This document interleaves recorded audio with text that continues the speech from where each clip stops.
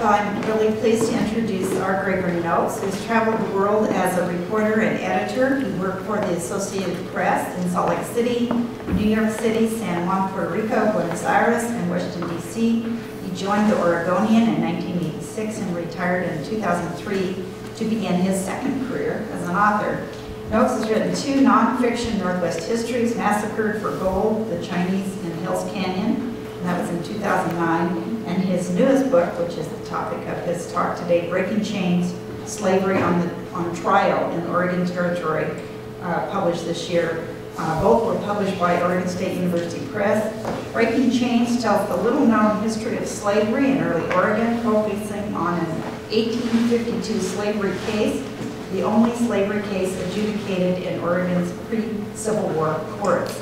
He was recently interviewed about his book on Oregon Public Broadcasting, Think Out Loud. The book has been praised in reviews in the Oregonian and Seattle Times. And prominent Northwest author Jane Kirkpatrick said, "This is how history should be written." His 2009 book, Massacred for Gold, is now in its 3rd printing. One result of the book was a project to install a memorial at the site of the 1887 massacre of 3 dozen Chinese gold miners. The memorial was dedicated in the ceremony in Hell's Canyon last June. Native of Oregon, Noakes did his undergraduate work at Willamette. He attended Harvard University as a Nieman Fellow in 1971-72. As a reporter in D.C. for the Associated Press, he covered State Department and traveled with several presidents and secretaries of state on foreign trips. So welcome, thank you. Thank you, Shauna. Well, thank you very much, everybody, for coming. Shauna, in this nice introduction, mentioned that I used to travel with presidents. And when I talk to young groups, I say, oh, I traveled with Gerald Ford and Jimmy Carter and Ronald Reagan, and they all kind of look blankly like, who are they? So I am a native of Oregon, and I spent a lot of my career away. And when I came back to Oregon, I discovered some stories that I thought needed to be told. And this was my first book, Massacred for Gold, published by Oregon State Press in 2009. Now in its 3rd printing, and I felt very good about this book. I was telling a story that needed to be told, and the reception was really good, and so I wanted to write another book. And so I had several ideas for a new book, and I bounced them off my brother Bill one day, and he kind of nodded disapprovingly at my suggestions, and he said, why don't you write about Reuben Shipley? And I said, well, who was Reuben Shipley? He said, Reuben Shipley was a slave brought to Oregon by one of our ancestors from Missouri. Now, I had no idea. One, I had no idea there was any slavery history in the background of the family.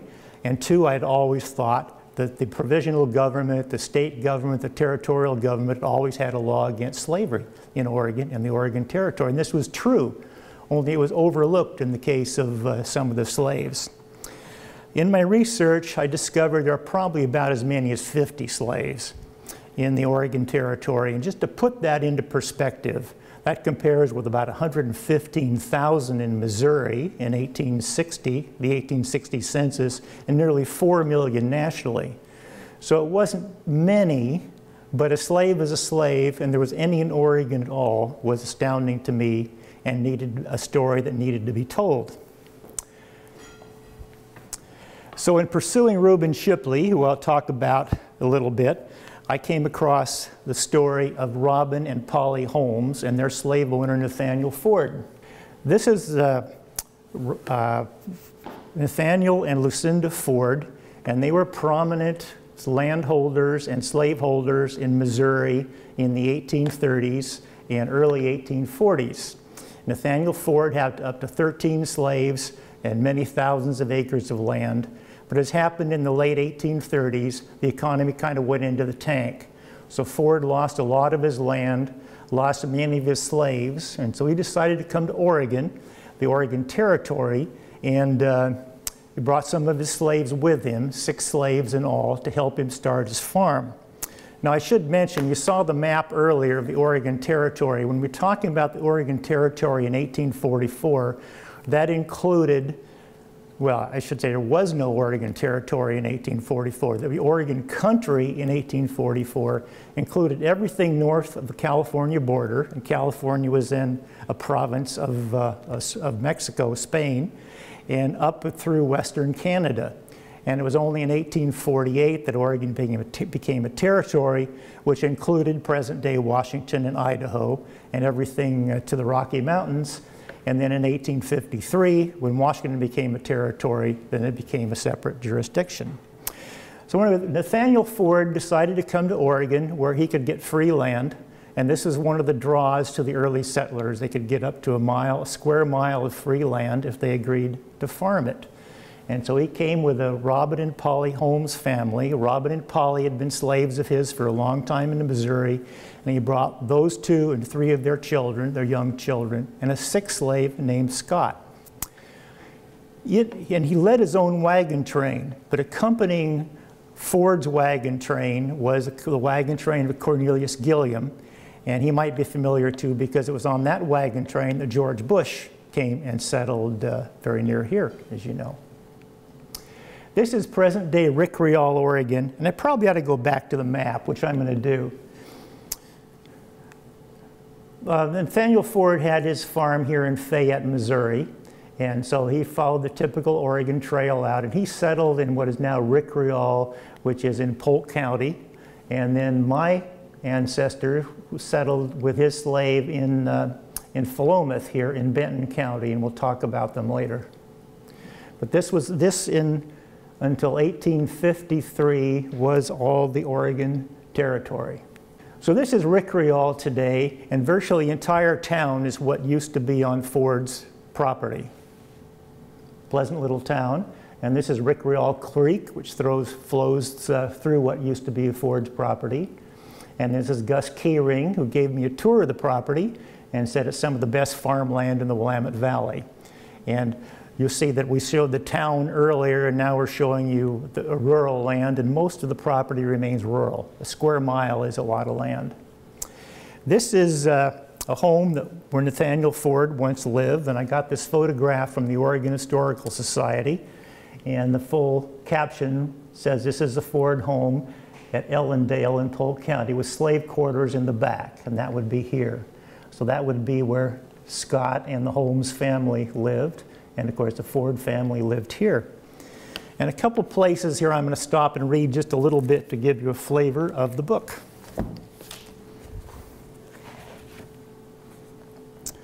Ford gave over one room in his house in 1845 for use as the region's first school. Among the students were Jesse Applegate's children from nearby Salt Creek and 3 Ford daughters, Mary, Sarah, and Carolyn. In addition to his slaves, Ford had brought out 6 daughters with him. Absent from the school, apparently, were the Holmes children.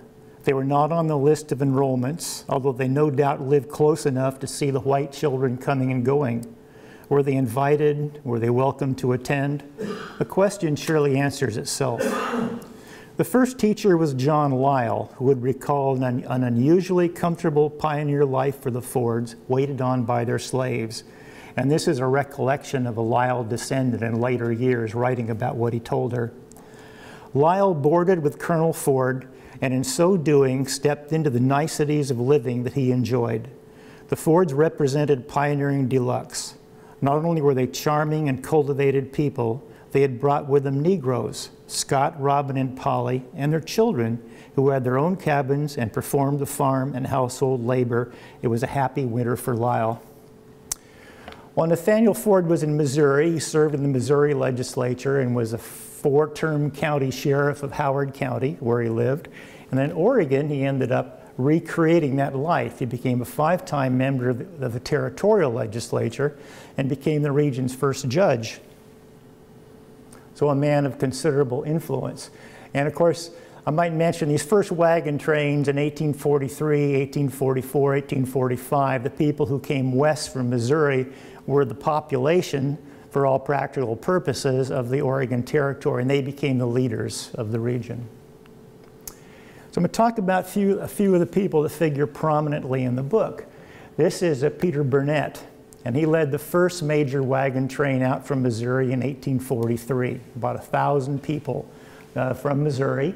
And Burnett is a very interesting guy because he was both anti-slavery and he was also anti-black. And sometimes it's kind of hard to understand that, but that was very important in the territory's history because people were hostile to blacks, generally speaking. And the idea was that blacks were so identified with slavery in Missouri that most of the settlers came out who were anti-slave, equated blacks with slavery and all the problems that caused people who didn't hold slaves. And so Peter Burnett reflected that view. And he became the first head of what became the provisional legislature in Oregon and enacted what was Oregon's first exclusion law. This was one of 3. Of course, we're talking about the entire region at this time. The region was jointly occupied by Britain and the United States. It wasn't until 1848 that the Oregon Territory was created. So you had a provisional government, and the exclusion law allowed slaveholders up to 3 years to free their slaves because Peter Burnett's wagon train included a few slaves, and most of the early wagon trains included a few slaves. Not so many that people objected or did anything about it, but they were there. So the first exclusion law required that a slaveholder would have to free their slave within 3 years. And if the slave didn't leave, they were subject to a lash law. And I'll read this with you.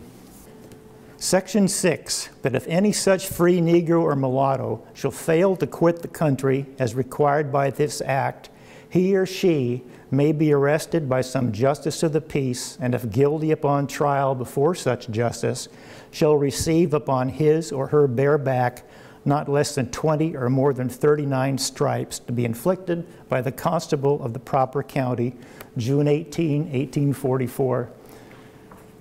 Now, it's not clear that this lash law was ever applied to anybody because it was repealed the following year. But the fact that such a law stood on the books of this region is extraordinary to me.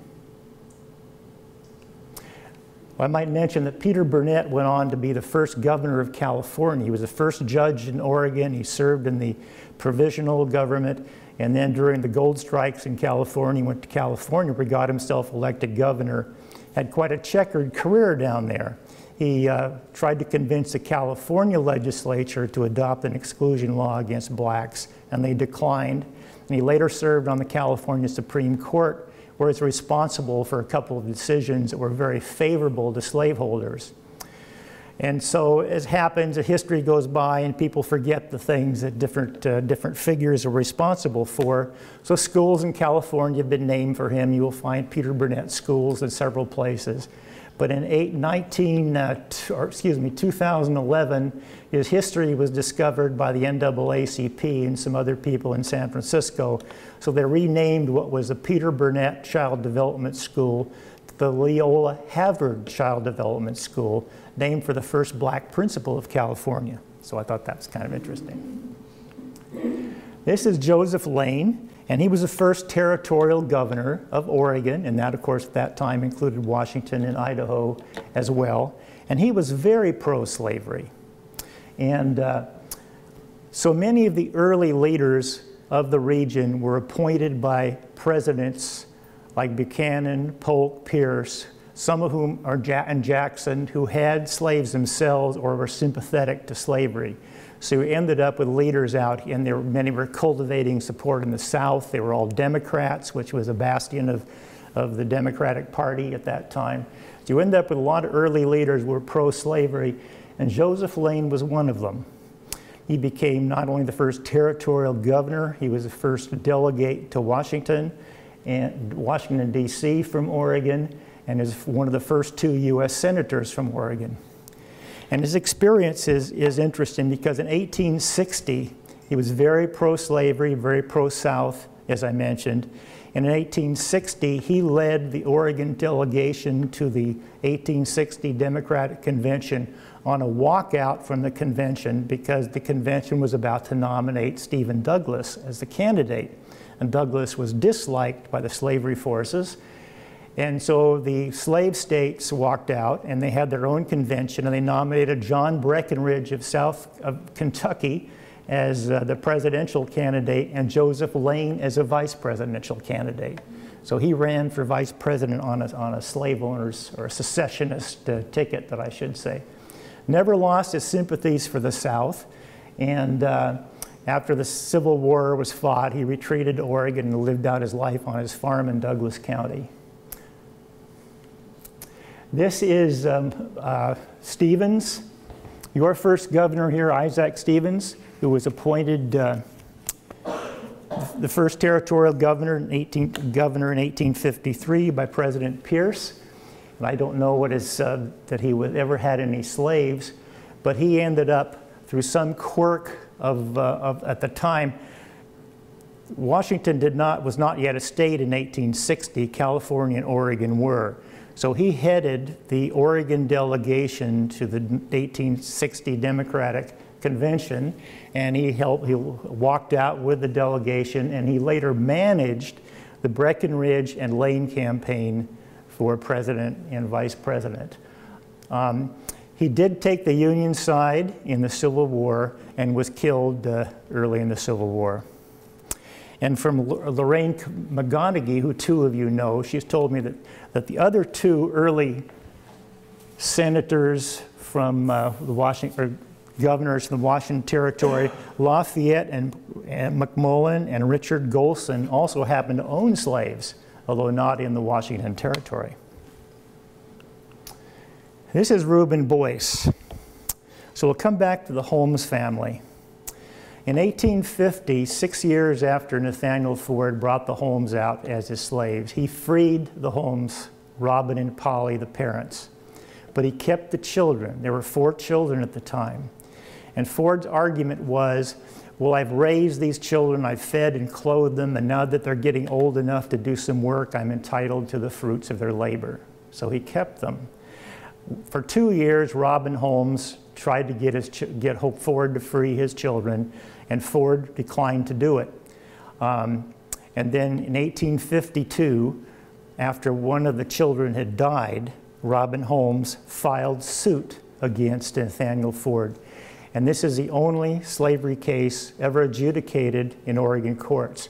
Now, I did not know there was ever a slavery case adjudicated in Oregon courts. And I found these records to the Oregon Historical Society and the Benton County Historical Society. But this is Reuben Boyce, and he plays a major role in this case. He represented Robin Holmes in the suit against Nathaniel Ford. Now, Ford was already in the territorial legislature at this time, it's extraordinary that he was able even to bring this suit. How Holmes came to file his suit is a matter of conjecture. Was he encouraged by a friend, a neighbor, perhaps someone who had witnessed his despair? At the time of Holmes' suit, there were no laws in Oregon prohibiting African Americans from filing suit or testifying in court against whites. That was soon to change. As a result of this suit, the territorial legislature quickly passed a law that banned African Americans from testifying against whites. We know Holmes was someone who stood up for himself and his family, but think of the odds. He had lived his life as a slave, raised in a slave culture, bought and sold at the whim of others, unable to read or write. He was up against a powerful man with powerful connections, recently elected to the territorial legislature. Yet despite all, Holmes was a risk taker.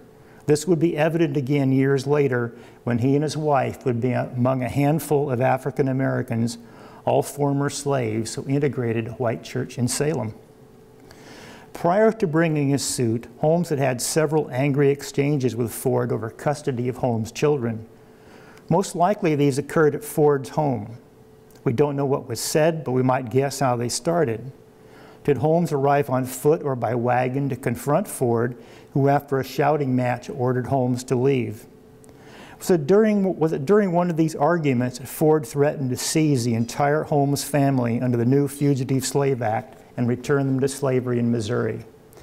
Now, I tell these stories against a background of what was going on nationally: the Dred Scott decision, the Fugitive Slave Act, the Missouri Compromise, the Kansas-Nebraska Act, because what was happening in this region was reflected against what was happening nationally. It was not apart from what was going on by any means. Did Holmes go in anger and frustration directly from Ford's home to the Polk County Courthouse, a new two-story wood building in Dallas, and enter unannounced into the prosecuting attorney's office to seek help? If so, he may well have been greeted with curiosity, even suspicion. Here was a black man, possibly ill-dressed in work clothes, covered with dust from the grist mill, unable to write his own name and probably knowing little or nothing about legal procedures. One could imagine the clerk trying to shoo him away, ignoring the man's simple plea to help him get his children back. Someone then, or earlier or later, did take him in hand. That someone was Reuben Boyce, the prosecuting attorney for the Oregon Territory. A native of Massachusetts and a graduate of Williams College, Boyce arrived in Oregon in 1851. After briefly practicing law in Portland, he settled on a donation land claim of 640 acres at Nesmith Mills in 1852. It would be easy to romanticize a possible scene in Boyce's office. While sitting at his desk on a warm afternoon in early spring, he hears Holmes pleading for help and resisting the clerk's attempts to get him to leave. At 31 years of age, Boyce is new in his position, appointed prosecuting attorney only weeks earlier by the territorial legislature.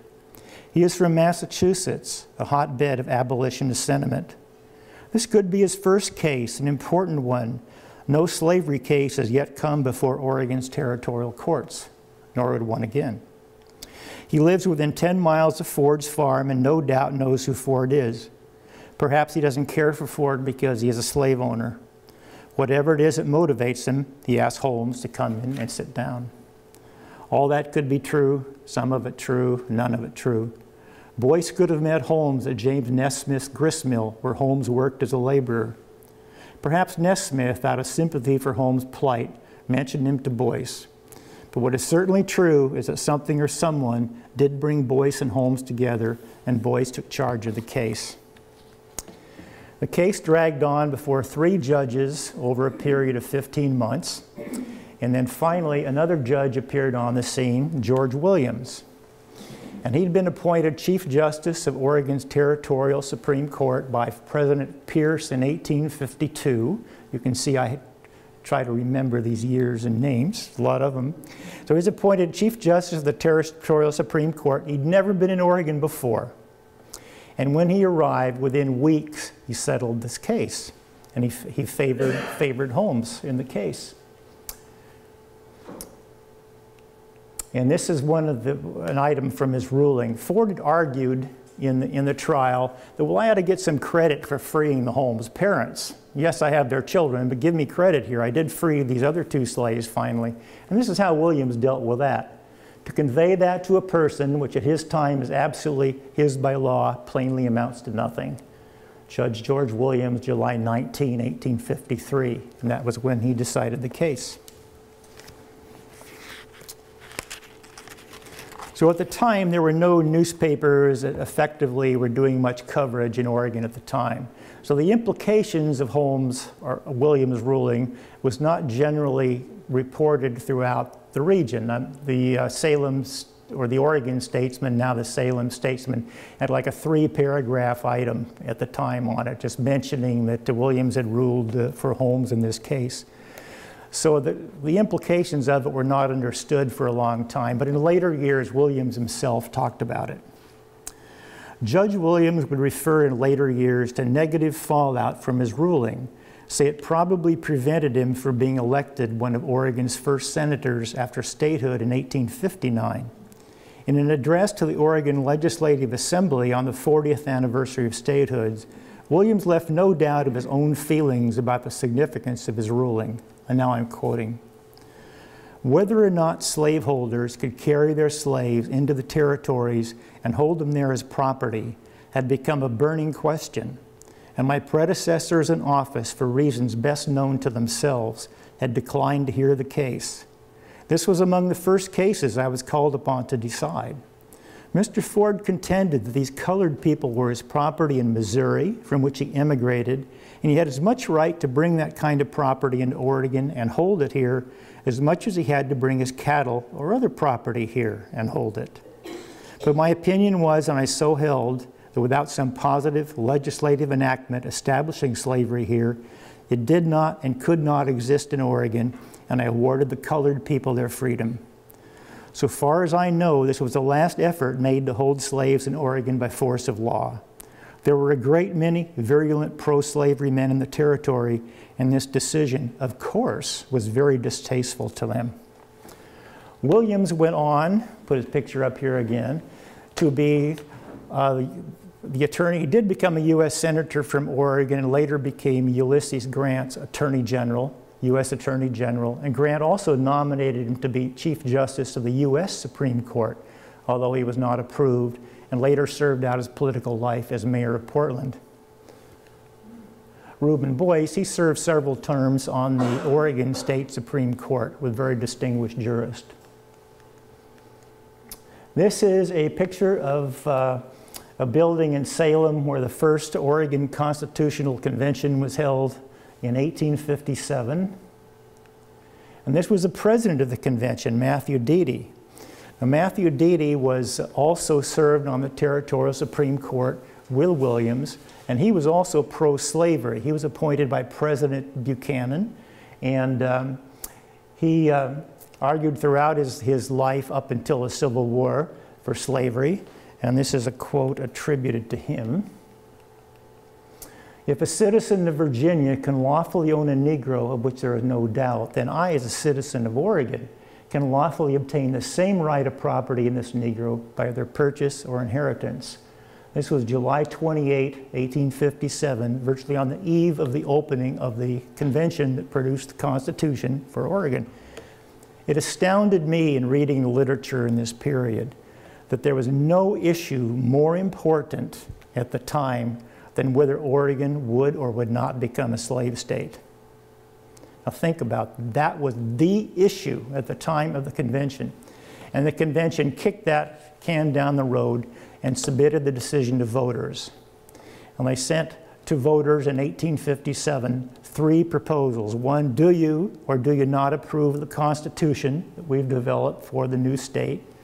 Do you or do you not approve of Oregon becoming a slave state?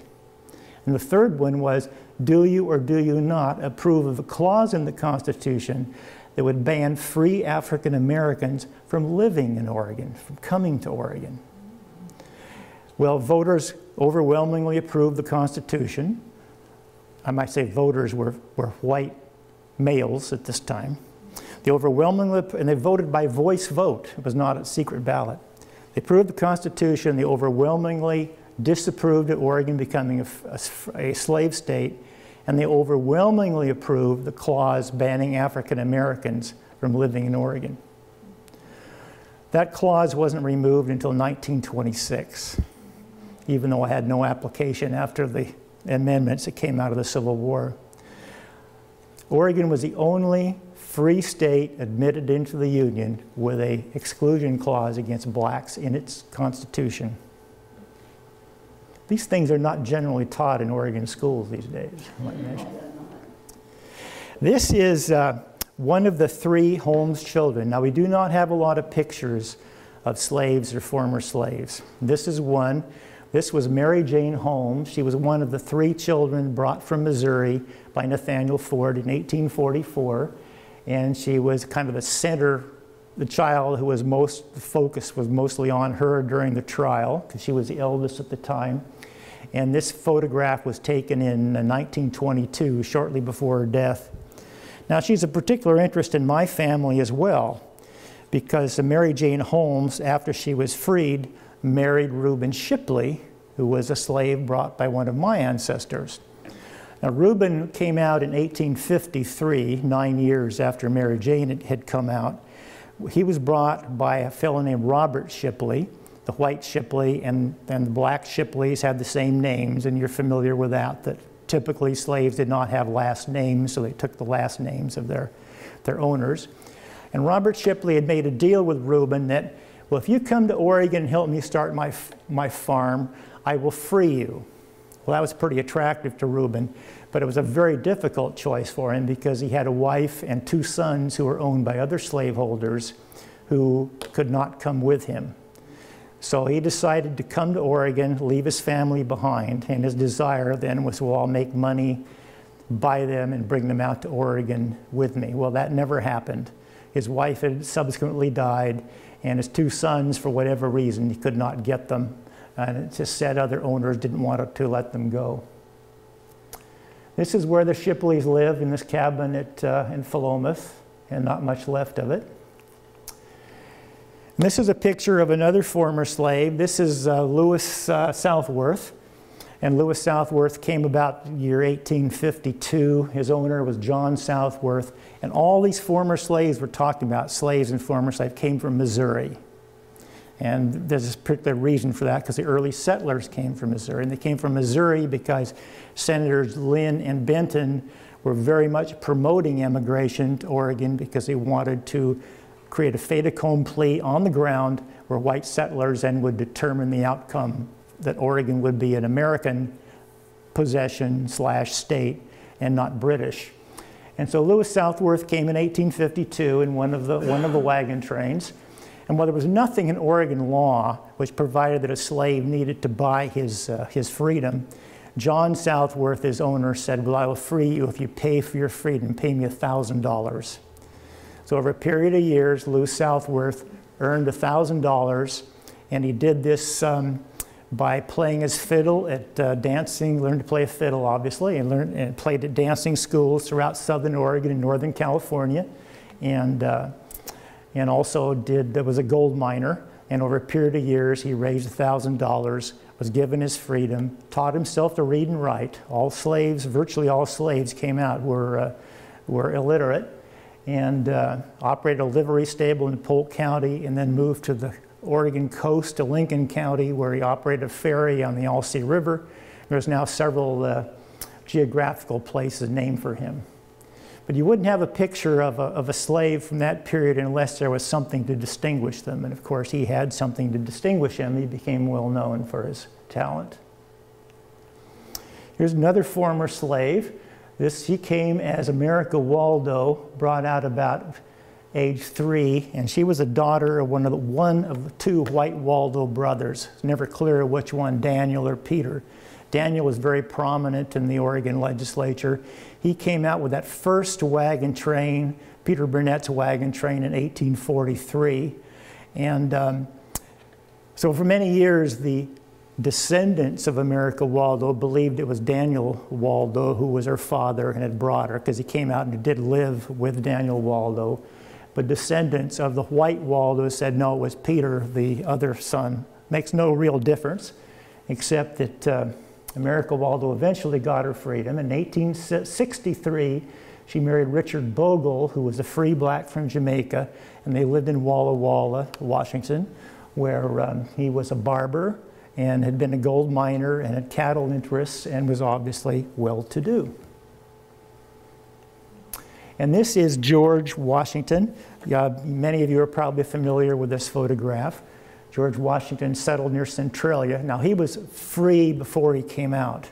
His former owner, John Cochran, brought in Oregon, helped him get established in north of the Columbia River. He's now considered the founder of Centralia, Washington. But this will give me a moment to discuss another aspect of what was going on in this period. George Bush was another who came in this period, and you're all more familiar with George Bush than I am. But what was happening is Oregon had its exclusion laws. It had 3 exclusion laws. It had the one in 1844, which I mentioned, which was quickly repealed in 1845. Then another one in 1849, which wasn't repealed until 1954. And then they had the one that was in the Oregon Constitution of 1857. Well, both George Washington and George Bush came during a period when Oregon's exclusion laws were in effect.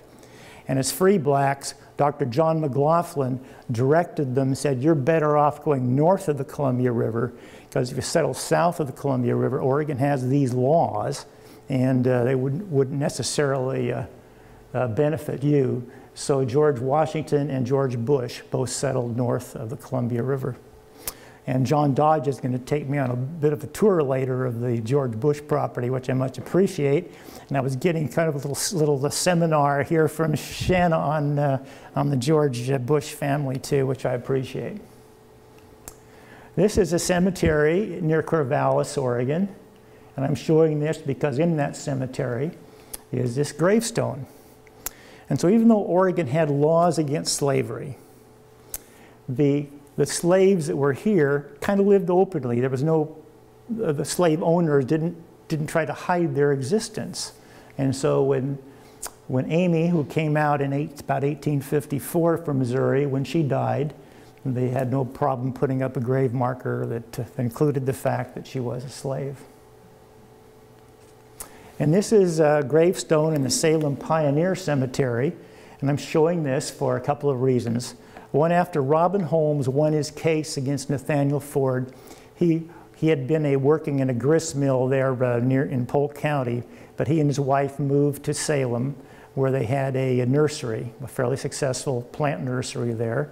And he bought a plot of land in the Salem Pioneer Cemetery, and so that's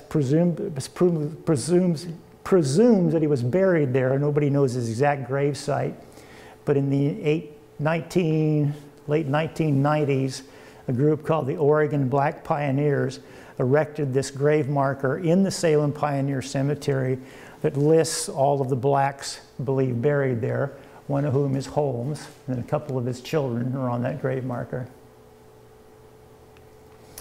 And this is a cemetery that means a lot to me. It's a Mount Union Cemetery at Philomath, Oregon. After Reuben Shipley was freed by Robert, he bought 100 acres of land for a farm.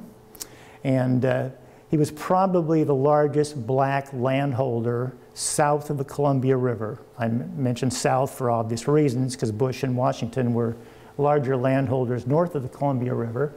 And then he married Jane Holmes Shipley, and in 1863 he donated 3 acres of his farm for a cemetery. And this is on Nebeck Hill, which is really right up against the town of Philomath. Beautiful location. That's where his farm was. But he donated these 3 acres with the understanding that blacks could be buried in the cemetery along with whites.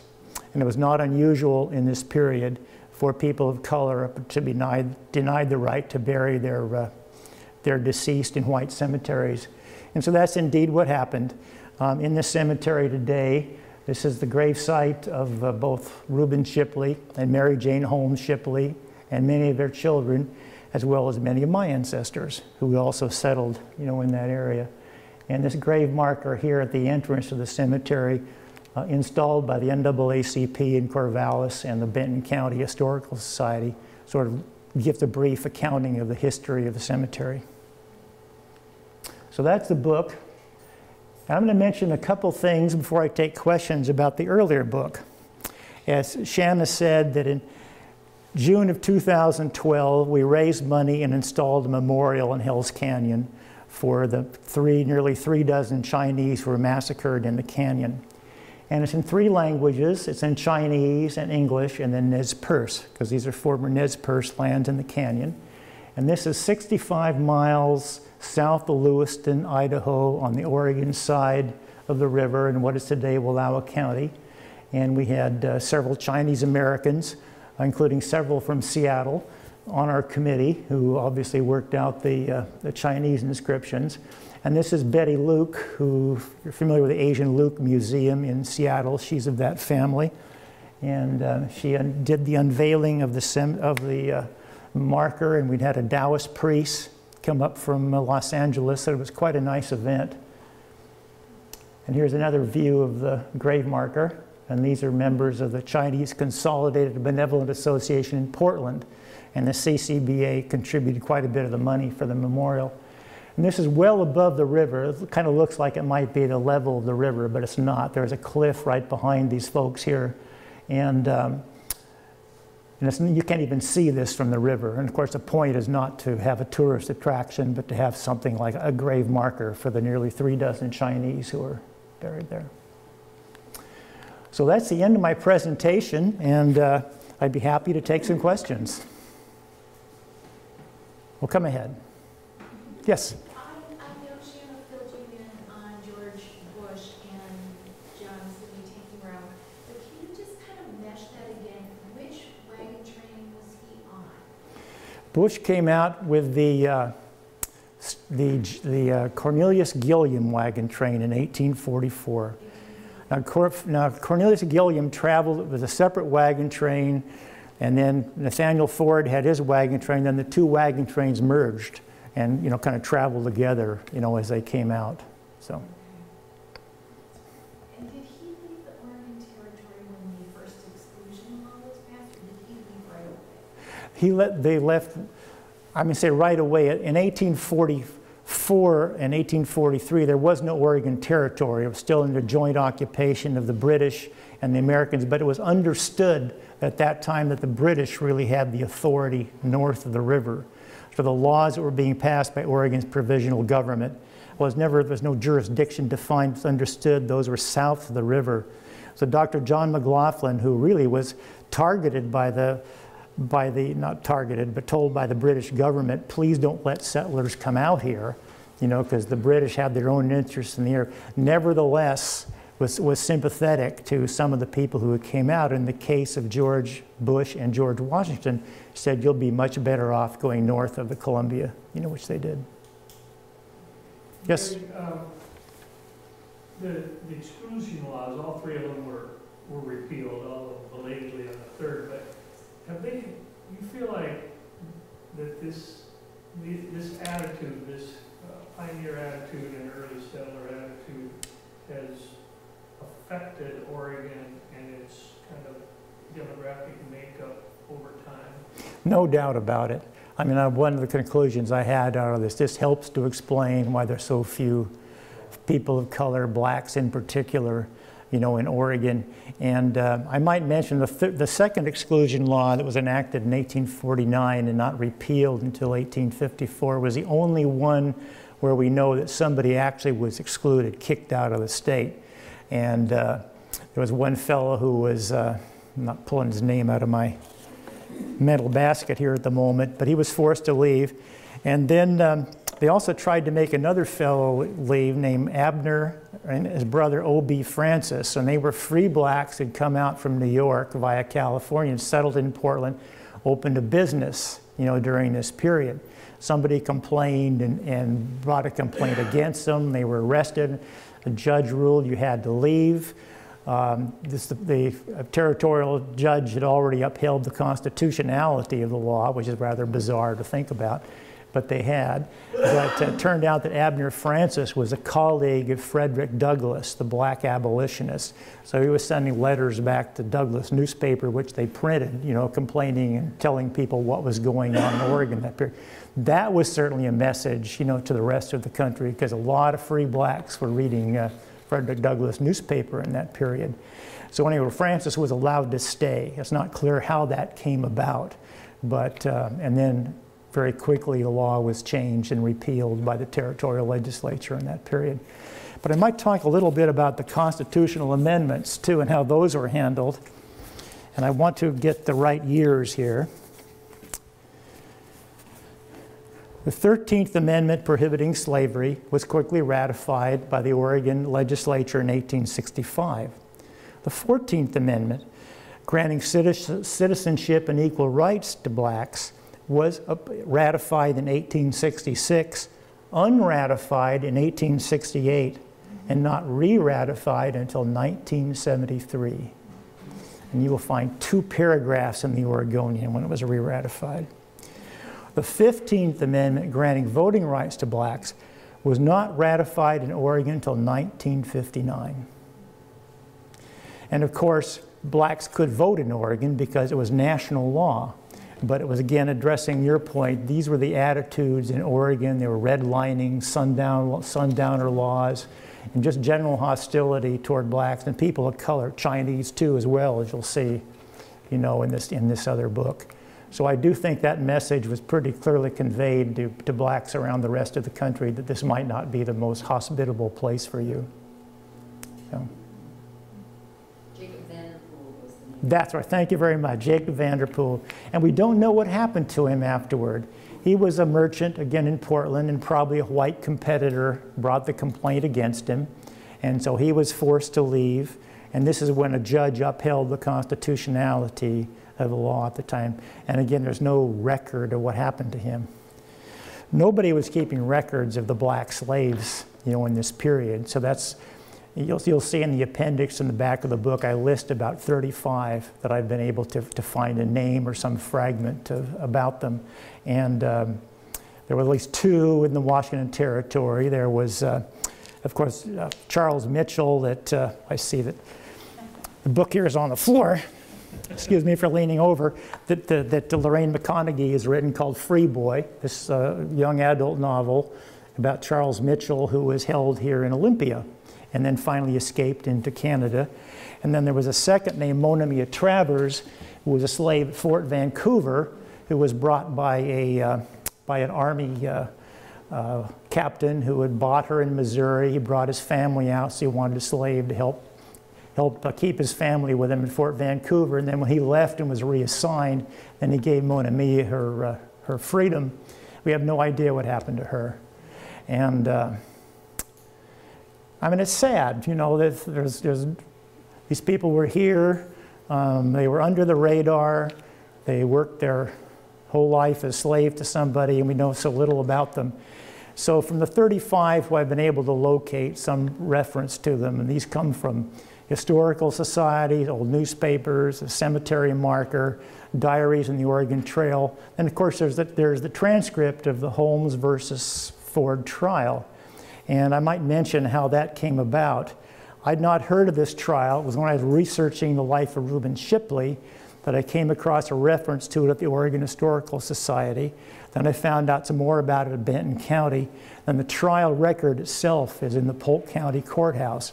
And it's almost, well, let's say almost 3/4 of an inch thick, and it's all handwritten.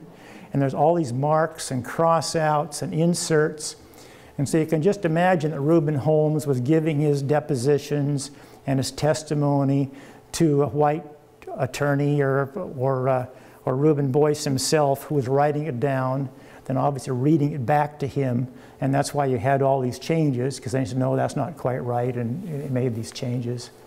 And even then, there's contradictions on such things as when Robin Holmes became a slave to Nathaniel Ford. This happened in Missouri, whether it was 1831 or 1841. And so it was explained to me by Quintard Taylor at the University of Washington. He said, you know, slaves were kind of moved around randomly. They didn't have control of their own lives. So remembering such things as birthdays or when they were acquired as a slave, I mean, these were just not even relevant information to them. And so they often did not have, and nothing was written down for them. So they obviously didn't have those records. So, for the consummate researcher, if anybody can figure it out, you could. well, thank you very much. It ain't existing. Well, it's a challenge because I was very puzzled by George Washington for a while, because there were 2 slave owners named John Cochran in this place. So John Cochran is settled in Lynn County, Oregon. He brought a couple of slaves, and then George Washington was brought by John Cochran. So for a while I thought, well, these have to be the same person. Then finally I figured out they're separate people. They had separate slaves. So. This Yes? is kind of, there's a new movie out about a free slave who was recaptured and spent, what, 12 years? 12, yeah, I've heard about that. That's the title of the movie. I haven't seen it. But It sounds fascinating. yeah. Yeah, I haven't heard of that one yet. I might mention in this context, I mentioned Lorraine's book, Free Boy, but there are a couple of other books being done about the same time. I don't know if any of you are familiar with the author in Portland, Phil Margolin, but he's doing a fictionalized account of the Holmes versus Ford trial called Worthy Brown's Daughter, and that's going to be out in January. And we're planning some joint events. Phil and I have been together on this. And then Jane Kirkpatrick is doing a fictionalized account of the life of Letitia Carson, who was another slave that I mentioned in here, who was brought out to Oregon by David Carson. And it's so interesting because all of these, Free Boy, what Phil's working on, what Jane is working on, have all happened independently. We had no idea that the other person was doing this. It's sort of like at this time, there's kind of this serendipity, people are suddenly getting into this field. And so Phil and I are going to do some joint appearances, and Jane's book comes out next September. So, and that doesn't have a title yet, but and she's been very successful. So those two should get good audiences for me. But anyway, I think it's just marvelous that suddenly this is coming out. Yes?